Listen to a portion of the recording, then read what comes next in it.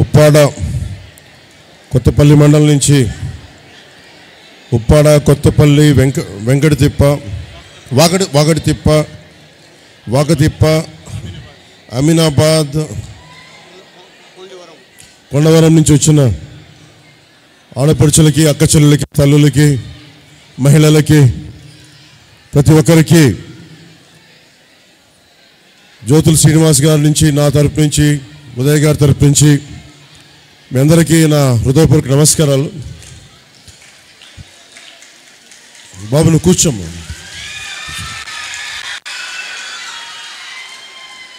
దురదృష్టవశాత్తు ఈరోజు మనం సభకు పెట్టిన పర్మిషన్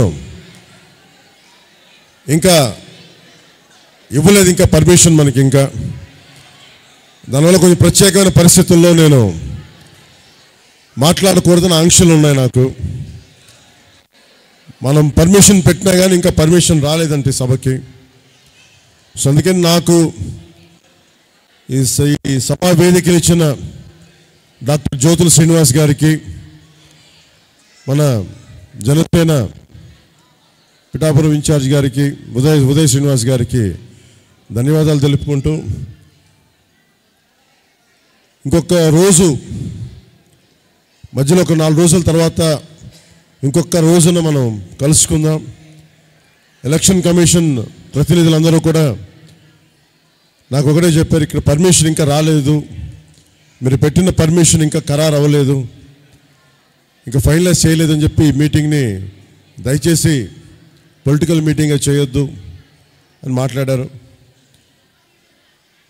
సో నాకు పెద్ద మనసుతోటి మీరు అర్థం చేసుకుంటారు. ఇంకొక 2-3 రోజుల సమయం వస్తే నేను మళ్ళీ వచ్చి మళ్ళీ మీ అందరికీ నా ఆలోచన విధానం, మనం ఏం చేయబోతున్నామో ఇవన్నీ మీకు తెలియజేస్తాను. సో ఒకసారి వాళ్ళు అధికారులతో ఒకసారి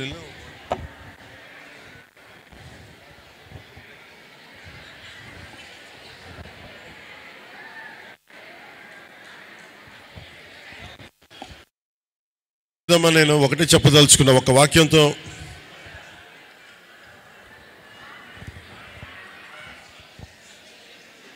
అధికారులు రూల్స్ ఫాలో అవ్వాలి కాబట్టి మాట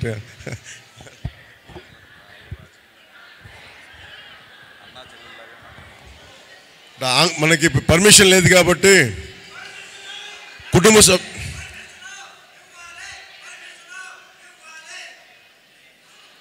అలాగే అధికారులు వాళ్ళ చేతుల్లో రూల్స్ ఉంటాయి. కారణాలు ఏంటో తెలియదు కానీ పర్మిషన్ ఇంకా ఇవ్వలేదు. వెయిట్ చేద్దాం. అందుకని వెయిట్ చేశాను చాలాసేపు. మిమ్మల్ని ఎంతసేపు వెయిట్ చేయించాలని కూడా లేదు నాకు. గుండె లోతులోంచి టన్నుల కొద్దీ మాటలు ఉన్నాయి. ప్రేమను పంచుకోవాలనుంది, బాధల్ని పంచుకోవాలనుంది, మీ కష్టాలను తెలుసుకోవాలనుంది. సో వీటన్నిటినీ ఇంకొక రోజు ఏర్పాటు చేసుకుంటాను. ఒకటే చెప్తున్నానమ్మా, అన్నిటికీ మన ఊరిని, మన పిఠాపురాన్ని స్వస్థలం చేసుకుంటున్నాను.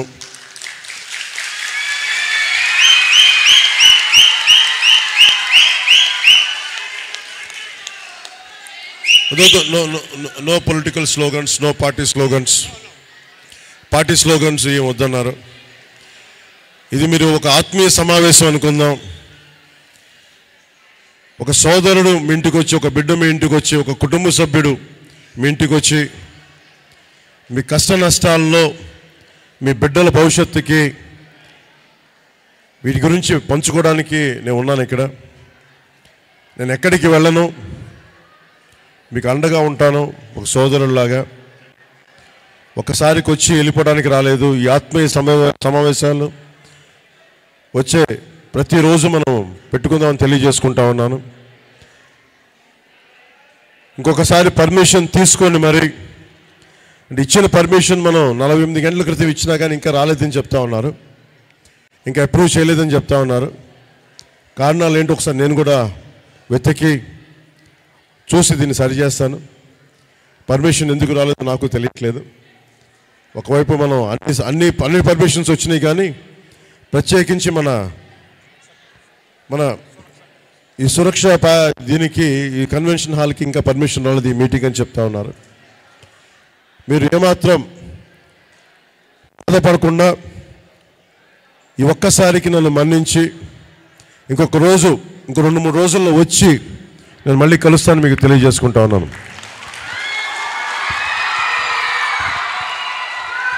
ఇంట్లో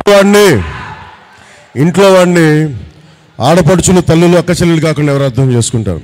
ఇది నేను చేసుకుంది కాదు, మన రూల్స్ అలాంటి పర్మిషన్ మనం పెట్టుకున్నా ఇంకా రాలేదు. అందుకని పెద్ద మనసుతోటి మీరు అర్థం చేసుకుంటాం. మళ్ళీ ఇంకొక రోజు వస్తున్నాం.